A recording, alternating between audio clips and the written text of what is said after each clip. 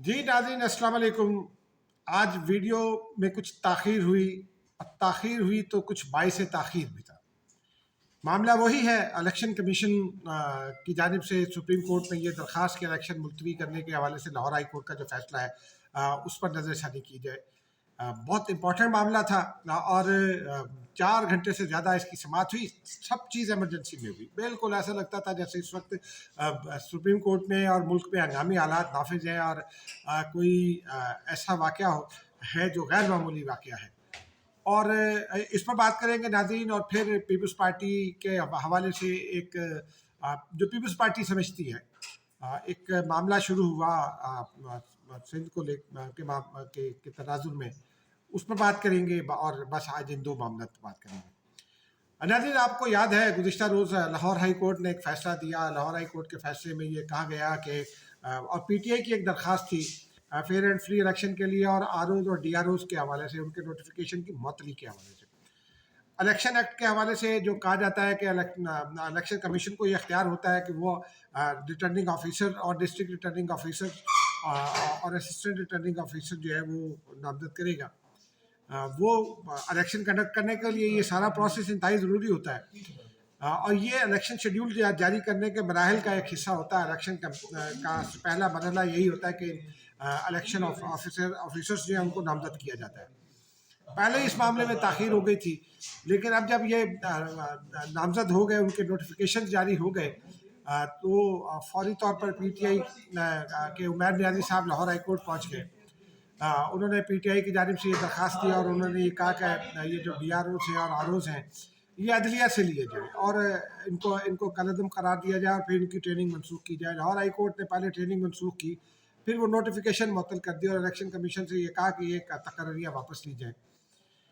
اس کا مطلب یہ ہے ناظرین کہ آر اوز اور ڈی آر اوز اگر نہیں تعینات تو الیکشن نہیں ہو سکتا. یعنی پریکٹیکلی یہ الیکشن کا التوا تھا. الیکشن کمیشن کو لاہور ہائی کورٹ کا فیصلہ تسلیم کرنا پڑا. جب تک اپیل کرتے ہیں اور اپیل کا فیصلہ نہیں آتا، قانونی طور پر جو پہلا فیصلہ ہوتا ہے وہ بائنڈنگ ہوتا ہے، اس پر آپ کو عمل درآمد کرنا ہوتا ہے. الیکشن کمیشن نے اس پر عمل درآمد کیا، لیکن اس کے بعد صورتحال تبدیل ہونا شروع ہوئی. اور صورتحال تبدیل ہونا شروع ہوئی کیونکہ بعض خطرات ایسے منڈلانے لگے کہ الیکشن کمیشن کو بھی یہ لگا کہ شاید بیہائنڈ دی سین کہانی کچھ اور ہے. وہ کہانی کیا ہے وہ ہم آپ کو آگے چل کر بتائیں گے. لیکن آج چیف الیکشن کمشنر جو ہے وہ اپنی الیکشن کمیشن میں گزشتہ روز ایک اجلاس ہوا، اس کے پروز اینڈ کونس کا جائزہ لیا گیا لاہور ہائی کورٹ کے فیصلے کا. اور اس کے بعد آج چیف الیکشن کمشنر دوپہر میں سپریم کورٹ پہنچے، جہاں آج چیف جسٹس قاضی فائز عیسیٰ صاحب کے ساتھ ان کی ملاقات ہوئی. اس ملاقات میں جو امپورٹنٹ بات تھی وہ چیف جسٹس صاحبان نے اپنے دونوں سینئر برادر ججز کو بٹھایا تھا، جس میں جسٹس اعجاز الحسن صاحب تھے، جسٹس طارق مسعود تھے، اور پھر اٹارنی جنرل کو بلایا گیا. اٹارنی جنرل 2 دفعہ آئے، پہلے ایک مرتبہ آئے، پھر وہ چلے گئے، پھر واپس آئے. اور اس کے بعد پھر ایک بینچ تشکیل پایا. اور چیف جسٹس پاکستان جو ہیں وہ منڈے سے دستیاب نہیں ہوں گے. وہ بیرون ملک جا رہے ہیں. ان کے بچے چونکہ سیٹلڈ ہیں اسپین میں اور سردیوں کی چھٹیاں وہ بچوں کے ساتھ گزاریں گے. جسٹس طارق مسعود جو ہیں وہ قائم مقام چیف جسٹس ہوں گے. اس کا نوٹیفیکیشن بھی ہو گیا. لیکن یہ معاملہ ایسا ہنگامی نوعیت کا تھا ناظرین کہ چیف جسٹس پاکستان کو چیف الیکشن کمشنر کو ملاقات کا وقت دینا پڑا. یہ غیر معمولی حالات میں ہوا کرتا ہے، نارمل حالات میں نہیں ہوتا. اس دوران میں یہ ہوا کہ پاکستان پیپلز پارٹی نے فوری طور پر فیصلہ کیا. آصف علی زرداری نے ہدایت کی کہ پٹیشن فائل کی جائے کہ الیکشن بر وقت ہو. وہ پٹیشن بھی فائل ہو جائے گی تاکہ الیکشن ڈیلے نہ ہو سکے. نون لیگ نے لاہور ہائی کورٹ سے رجوع کرنے کا فیصلہ کیا. اسی طرح بلوچستان عوامی پارٹی جو ہے اس کے جو سربراہ ہیں خالد بخشی، انہوں نے بھی فوری طور پر یہ اعلان کیا کہ وہ بھی سپریم کورٹ میں جائیں گے، عدالت میں جائیں گے تاکہ الیکشن بر وقت ہو، الیکشن کو ملتوی نہ کیا جا سکے. اب ایک جانب پی ٹی آئی یہ کہہ رہی تھی ناظرین کہ الیکشن کرائے جائیں، فوری طور پر الیکشن کرائے جائیں. پنجاب کے الیکشن کے حوالے سے پی ٹی آئی نے ایک بڑی طویل عدالتی جنگ لڑی. خیبر پختونخوا میں الیکشن کے حوالے سے بہت طویل عدالتی جنگ لڑی. لیکن جب الیکشن ڈیٹ اناؤنس ہو گئی 8 فروری اور اس کے بعد وہ پروسیس شروع ہونے کا وقت آیا تو پی ٹی آئی رکاوٹ بن گئی. پریکٹیکل رکاوٹ پی ٹی آئی ہی بنی کیونکہ گوہر خان صاحب جو مرضی کہتے رہے. پشاور ہائی کورٹ میں انہوں نے کچھ درخواست دی، وہ بھی اسی سلسلے کے حوالے سے تھی. وہ انتخابی حلقہ بندیوں اور پھر لیول پلینگ فیلڈ اور باقی معاملات بھی تھے. لیکن پریکٹیکلی پی ٹی آئی کی وجہ سے الیکشن ملتوی ہوتا دکھائی دے رہا تھا. لیکن یہ اتنا سادہ معاملہ نہیں تھا ناظرین. اس کے بعد کچھ سورسز جو ہیں وہ سرگرم ہوئے. ہم نے اپنے سورسز کو سرگرم کیا کہ یہ کیا معاملہ ہوا ہے اچانک. یہ بتایا ایک تو جو معاملہ سامنے آیا، ایک تو وہ عدلیہ کی جو اندرونی لڑائی ہے. عدالتیں بدقسمتی سے، خاص طور پر لاہور ہائی کورٹ ہے، سپریم کورٹ میں بھی اس وقت ہیں کچھ ججز کو کہا جاتا ہے جو بندیالی جج کا کہا جاتا ہے، کچھ کو اس طرح کی بہت ساری باتیں کی جاتی ہیں. پھر پی ٹی آئی کے لوگ دیگر ججز کے بارے میں الٹی سیدھی باتیں کرتے ہیں.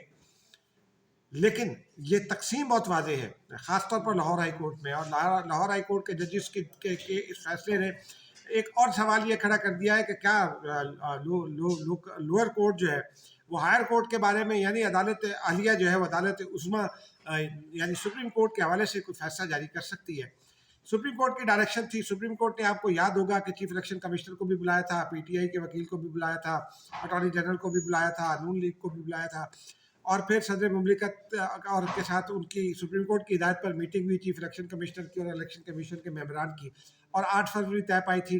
عدالت عظمیٰ نے تمام فریقوں سے اس کے اوپر دستخط بھی لیے تھے. لیکن پی ٹی آئی کے عمیر نیازی صاحب لاہور ہائی کورٹ چلے گئے تھے.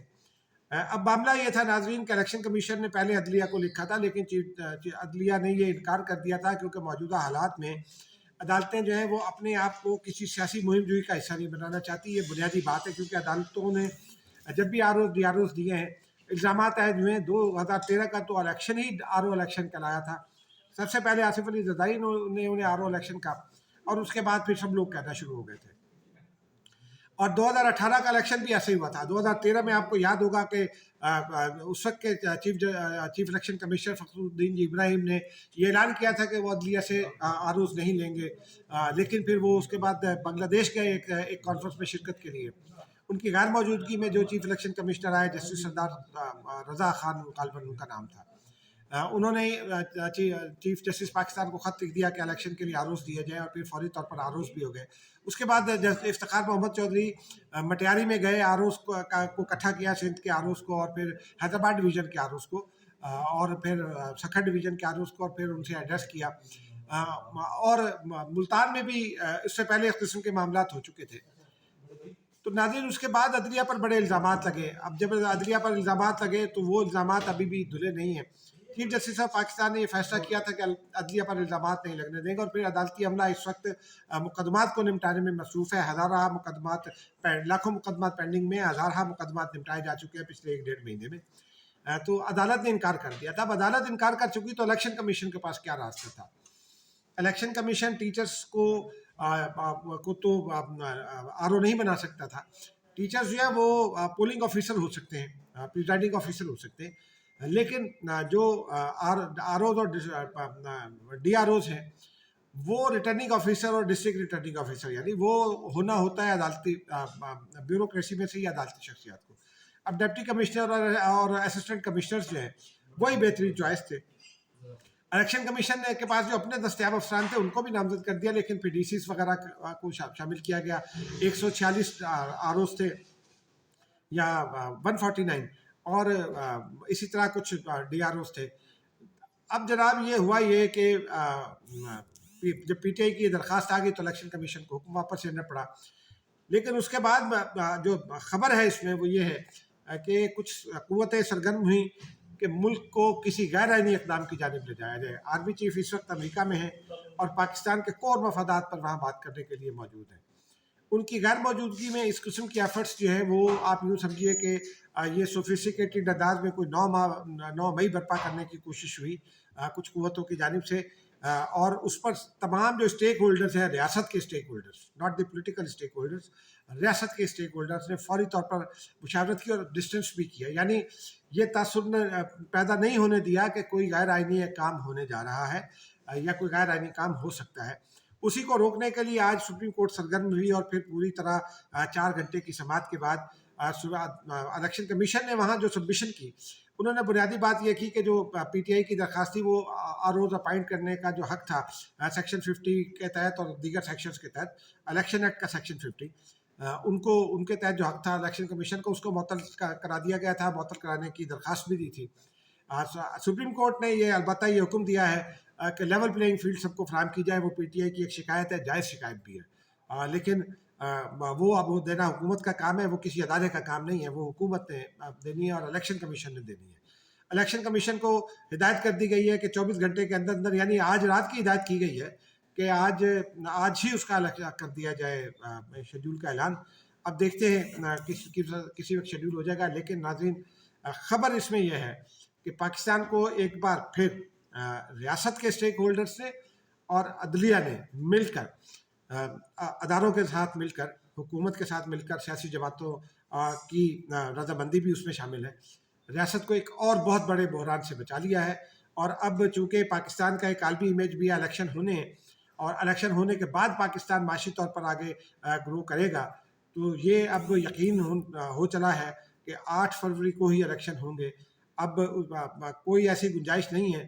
اب مجھے یہ لگتا ہے کہ بیگمات سے مہنگائی پر بھی بات نہیں ہو سکے گی، کیونکہ چیف جسٹس نے جب 8 فروری کا اعلان کیا تھا تو اس وقت یہ کہا تھا کہ الیکشن کے حوالے سے اگر کوئی شکوک و شبہات ہو تو وہ گھر جا کے بیگم سے بات کریں، ٹی وی پر بیٹھ کے بات نہ کریں۔